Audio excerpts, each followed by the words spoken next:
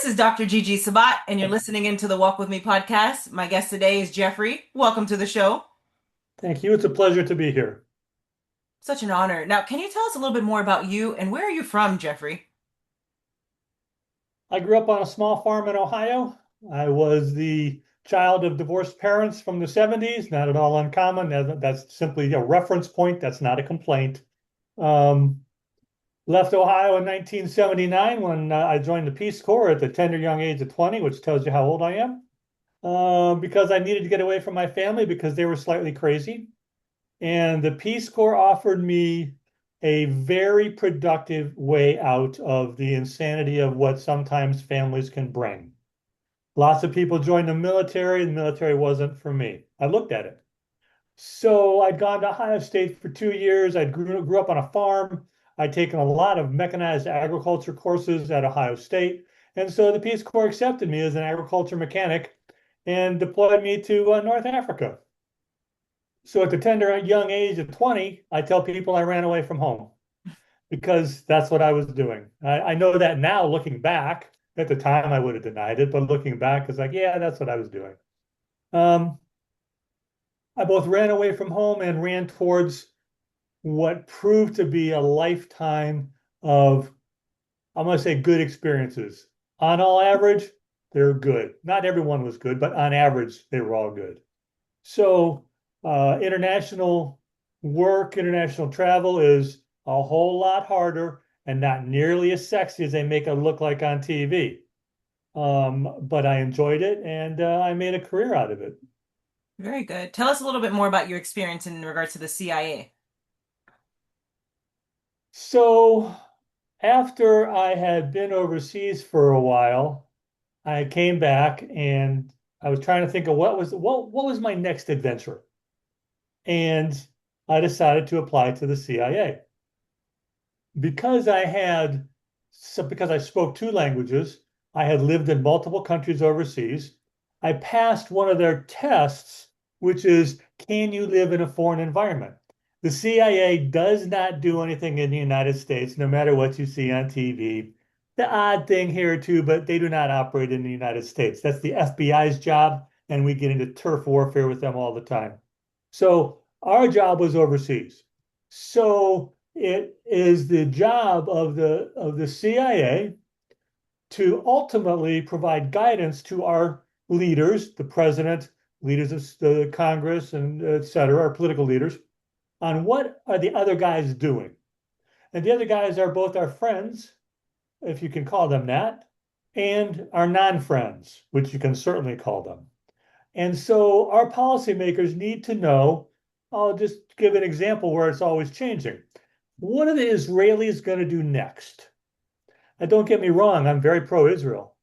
But Israel probably is an excellent example of a country that does what is in Israel's best interest, regardless of the detriment to the United States, despite the fact that we're their strongest ally and biggest guardian. However, again, they do what's in their best interest, which is a good thing. I can't complain about that. I wouldn't want the president of the United States, whether I voted for him or not, to not do anything that was not in the best interest of the United States. I don't want him doing something that's in the best interest of Brazil or whatever. So, that's just one of the things we had to learn and figure out. And my exposure through the CIA let me see a lot of how the government works. I enjoyed it tremendously. I will assure your audience of this one fact. The best people that this country has to offer are the ones that make it into the CIA. They get something like 90,000 applications A lot. every year, and roughly 10% of them make it through the first, oh my God, stage. Um, so these are people who are willing to sacrifice everything that their country has to go play spy. And it's a lot of fun. Let me tell you, I did it. It was a lot of fun. Um, but it comes at a sacrifice. The advantage is then, because of the goodness of our federal programs and our federal retirement, I have a comfortable retirement and I'm happy for it. I earned it. I gave up salary at the time, and in return, you get benefit, you get the retirement. But more important than that is the work that you get to do. You have to decide, is it worth all this to promote the United States and the United States Constitution? I think it is. I think the US Constitution is the best in the world.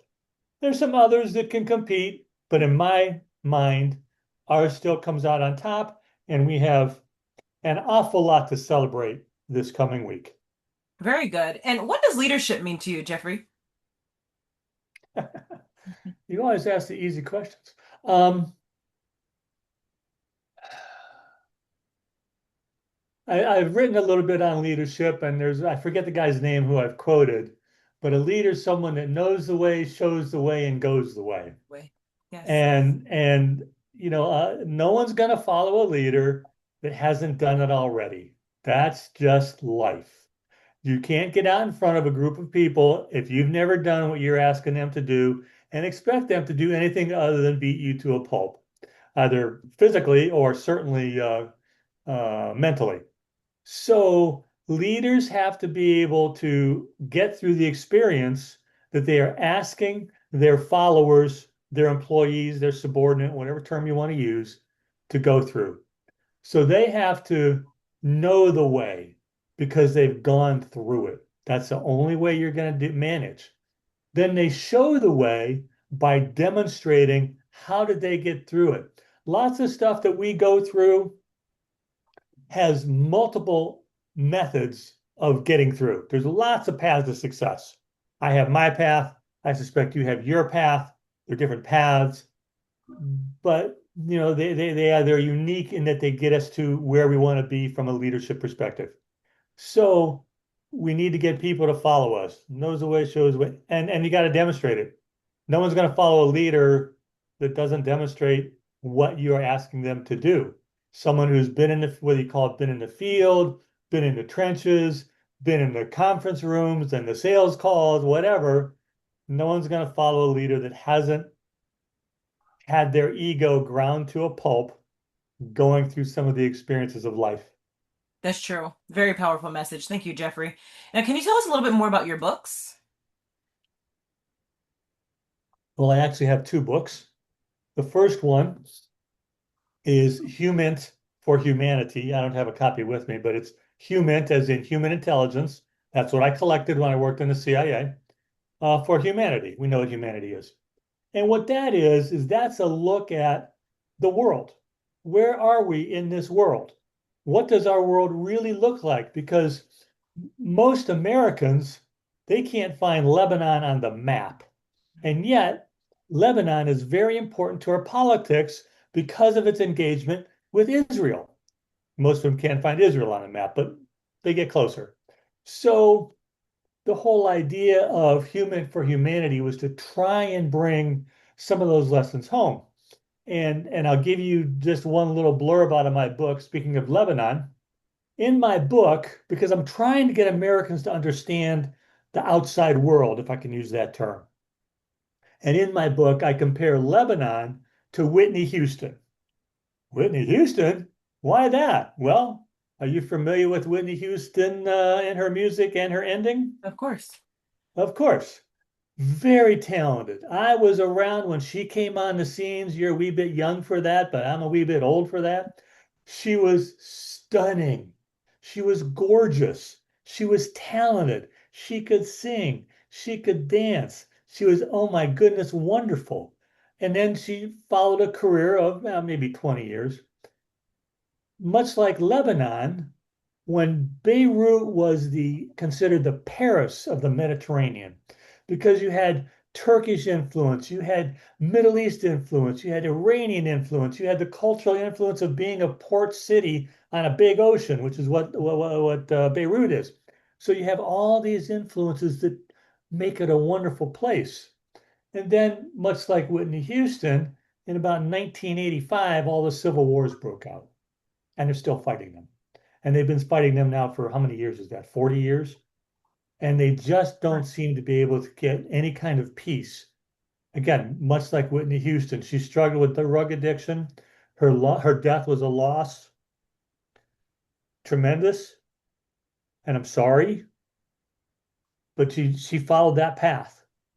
Again, much like the Lebanese did, they followed that path and they're paying a heavy price for it, just like Whitney Houston did.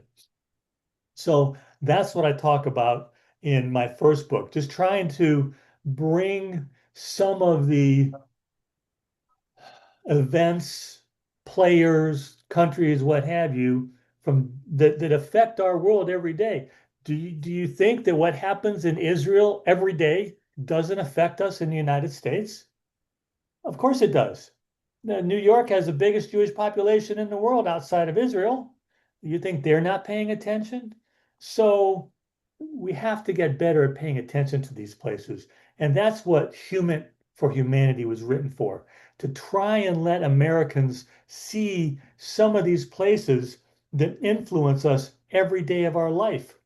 So that's why I wrote that book. It's a positive book, don't get me wrong. I'm not beating up on anybody, but I'm trying to bring some of these countries home to people in terms they can understand. That's my first book. My second book, which I happen to have a copy handy here, I don't know if I can get it on the screen I'm going to right. Is zoom in on you. Okay, there it is. that better? Yes. It's called Damascus, City of Shadows. And I've probably been to Damascus. Do you know where Damascus is? It's in Syria, in the Middle East. Damascus is the second most important city to Christianity. That's not me saying that. Google it, they'll tell you that. So it's an extremely important city to our culture because we're supposed to be a Christian nation. So it is vital. Damascus is also the oldest continuously inhabited city in the world. I didn't know that, so I started doing research on the book. There have been people drinking water out of the oasis, which is where Damascus started, since 6000 BC. Think about that. The United States was nothing but a bunch of trees and maybe a few Indians 6000 BC. But that's when Damascus and Syria started their development. So it's a fascinating city. It's got a fascinating history. When you talk about the street called Straight, that happened in Damascus. The street called Straight comes from Acts chapter 9, where Saul had his conversion to Paul. And Ananias, the bishop, received a vision from Christ that said, go to the street called Straight to see the man from Tarsus. The street called Straight still exists. I've walked down it many, many, many times.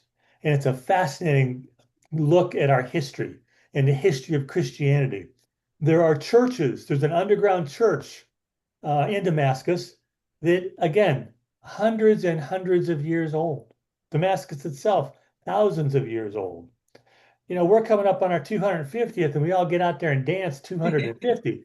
But when you think of Funny. thousands of years old, it kind of brings things in perspective. And I mean, no disrespect to the United States. I'm very proud of my country. I dedicated my life to it.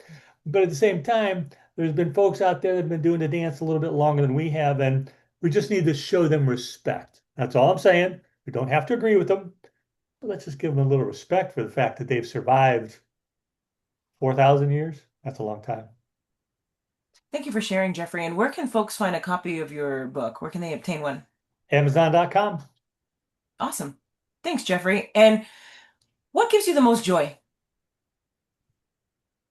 So currently, I am working as a security supervisor at a hospital here in the Tampa area. And I think I have to confess, I like helping people. I Likewise. like I like being with people, like saying, where you kind of get the elevators? Come on, I'll show you where the elevators are. It's the simple things in life. Imagine how much, I'm sure you've been to a hospital. How Yes, much my mom stress are works at you? one. Well, okay, then she can appreciate that. But I mean, not for employment. You've been to hospital for medical reasons. Yes, both. I also am an interpreter. I've interpreted there. Oh, there you go. So imagine all the stress you're under, and you get your little badge to go in, and they say, go to the elevators. Do you know where the elevators are? Probably not. So I get a lot of satisfaction going because I just kind of stand around. I'm in a uniform security officer. And I just kind of stand around by the entrance. And when I hear them say that, and they say, do you know where the elevators are? And people are going, Oh, come on.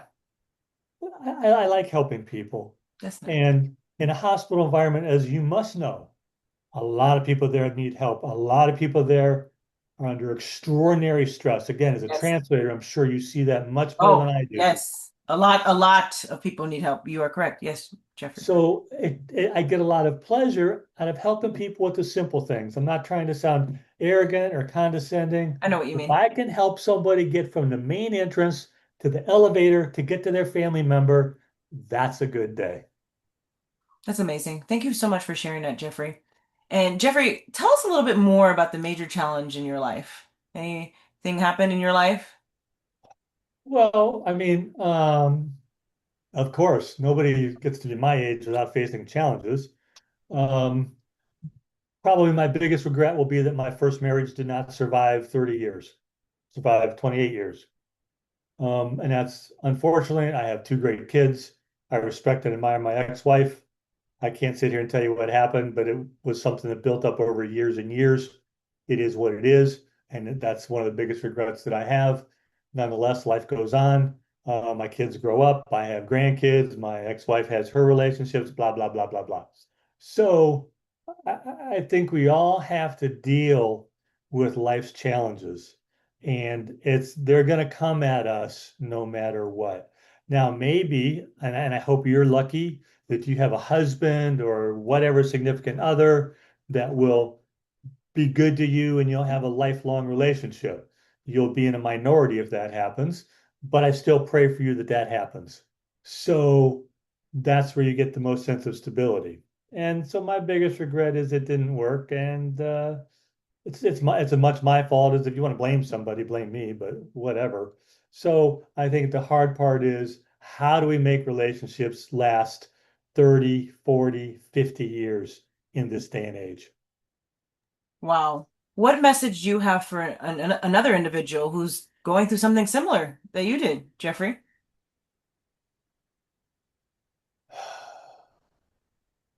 That's all right. Take your time. Admit you were wrong. Whether you're wrong or not is completely irrelevant. Take all the blame. It's so much easier to take blame than it is to assign blame. Take all the blame, get it taken off the table, and move on. Once you take the blame, you can manage it. If you reject it and nobody takes the blame, it can't be managed. Does that make sense? It does. And thank you for, I say KR, keeping it real and being honest, right? Vulnerable as well. So thank you for that. My pleasure. I hope your audience likes my comments. I hope they buy my books. And Damascus City of Shadows is a great book. And I say that not because I wrote it, but because I've read it since I wrote it. And it's better written than my first book and should be entertaining. And if you think that Damascus isn't the second most important city in the world, particularly the Christian world, you're not paying attention. Go back and read the Bible. Wow, this was very informative as well. Thank you so much, Jeffrey. And now, what is your best advice to the audience for walking with purpose and living a life of happiness? Well,